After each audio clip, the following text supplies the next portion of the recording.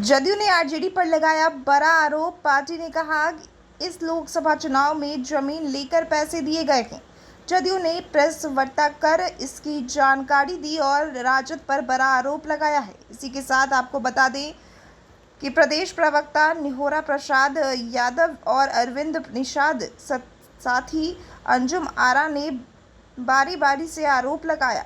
एक और जहां ये कहा गया कि सबने देखा है कि बिहार में पहले नौकरी देकर जमीन ली गई, अब इस लोकसभा चुनाव में जमीन लेकर टिकट दिया गया है और इसका प्रमाण भी है। बगहा चीनी मिल का मालिक और कई कारखाने इनके हैं, तो ये दीपक यादव इनके मुरीद पैसे पर हो गए।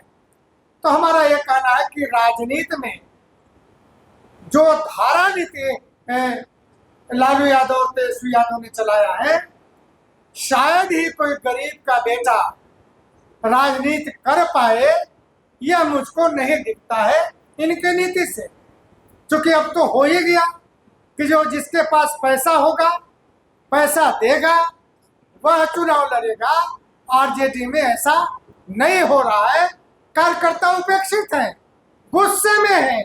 तमाम जो मेहनत करने वाले आरजेडी के कार्यकर्ता हैं, तमाम लोग आज कह रहे हैं कि अब राजनीति करना बेकार हो रहा है, ये स्थिति है। तो इसलिए मैं बिहार के लोगों के सामने ये बात रखना चाहता हूँ कि आरजेडी के लोगों से, आरजेडी के प्रत्याशियों से सावधान हो जाए। पैसा देकर टिकट ले रहे हैं और जीतने के बाद क्या करेंगे ये आप समझ सकते हैं।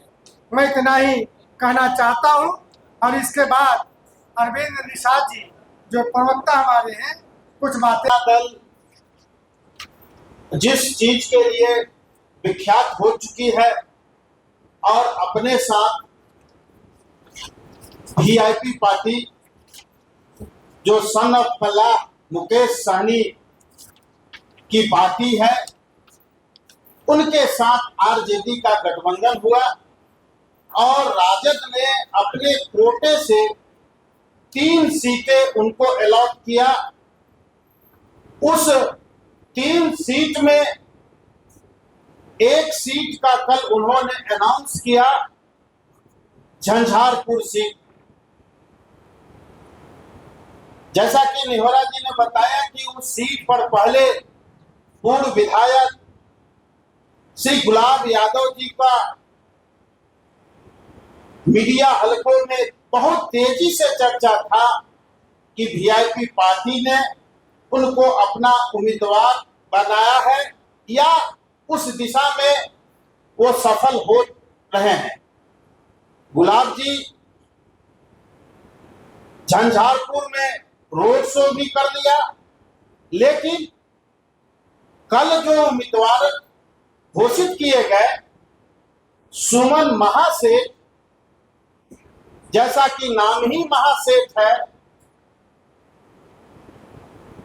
तो कितने की बोली लगी, इस बात का खुलासा वीआईपी पार्टी को करना होगा। क्योंकि वीआईपी पार्टी का इतिहास लोकसभा और विधानसभा चुनाव लड़ने का रहा है। लोकसभा चुनाव 2019 में भी उन्होंने इसी प्रकार से उम्मीदवार का चयन किया था। उसमें से एक उम्मीदवार जो उनके बद्रीपुर में थे, जो मधुबनी लोकसभा से उम्मीदवार बनाए गए थे, जो हम लोगों ने अभी उनकी तस्वीर दिखाई है, ये बद्रीपुर में के एक संबंधी मुकेश कुमार, जिनके माध्यम से जमीन लिखवाया गया, फिर कहीं उसी प्रकार का खेला सुमन महासेठ के साथ तो नहीं हो गया। दूसरा हमारा सवाल है कि मोतिहारी का सीट और गोपालगंज का सीट जो अनुसूचित जाति के लिए आरक्षित है, वहां से कोई अत्यंत पिछड़ा वर्ग का उम्मीदवार हो नहीं सकता है। तो एक सीट मोतिहारी का बचता है। उस सीट पर क्या मुकेश सहनी जी भी वैसे धन्ना सेठ का इंतजार कर रहे हैं या दूरबीन लेकर के खोज रहे हैं? तीसरा सवाल मेरा है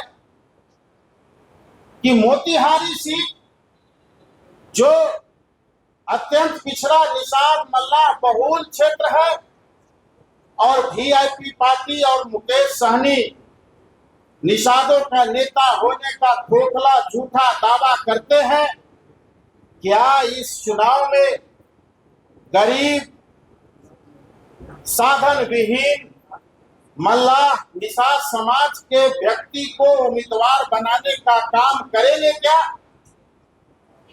क्योंकि सिर्फ कहने से काम नहीं चलेगा कि हम निषादों के नेता हैं, हम अति पिछड़ा समाज के नेता हैं। उनको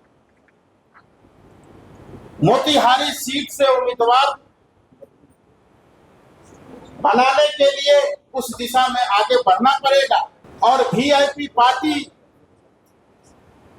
को मेरी चुनौती है कि आदरणीय मुख्यमंत्री नीतीश कुमार जी जो शुचिता की राजनीति करने के लिए जाने जाते हैं, अपने लंबे संसदीय जीवन में कभी राजनीतिक तौर पर किसी व्यक्ति से, किसी उम्मीदवार से पैसा नहीं लिया। क्या आप लोग ऐसी व्यवस्था कायम करेंगे? बिहार की जनता और राजनीतिक कार्यकर्ताओं के समक्ष आज यह यक्ष प्रश्न है तेजस्वी यादव और मुकेश सहनी जी से। साथियों, पूरे देश में बिहार आज भी अपने सीमित संसाधनों में और कार्यकर्ताओं को चुनाव लड़ाने के लिए जाना जाता है। इस परिपाटी और परंपरा को जेडीयू और एनडीए आज भी कायम रखा है। हम उनसे भी चाहते हैं कि इस परंपरा को बिहार में वो कायम रखें। अब आगे श्रीमती अंजू महाराज जी से आग्रह करते हैं वो अपनी बात को रखें। अगर आप भी अपने दुकान, प्रतिष्ठान, school, college, coaching centre, restaurant, cafe का विज्ञापन देना चाहते हैं, वो भी किफायती दर पर, तो आंखें न्यूज़ 24 लेकर आया है आपके लिए एक सुनहरा मौका। आंखें न्यूज़ 24 न्यूज़ पोर्टल की दुनिया में बिहार का सबसे उभरता हुआ चैनल, जहां बिहार झारखंड से जुड़े तमाम बड़ी खबरें देखने को मिलती है। तो देर किस बात की, आज भी जुड़े आंखें न्यूज़ 24 के साथ। संपर्क करें हमारे व्हाट्सएप नंबर 8935876430 पर। क्या आप पत्रकारिता के क्षेत्र में अपना कैरियर बनाना चाहते हैं? तो आज ही royal Ashoka institute of mass communication and journalism में अपनी जगह सुनिश्चित करें। आर्यभट्ट ज्ञान विश्वविद्यालय पटना से मान्यता प्राप्त 100% प्लेसमेंट के साथ royal Ashoka institute of mass communication and journalism नामांकन जारी है। हमारा पता है DS/16 गायत्री मंदिर के समीप, कंकड़ बाग, पटना 8,20,000। आप हमें संपर्क भी कर सकते हैं। हमारा मोबाइल नंबर है 9955456126।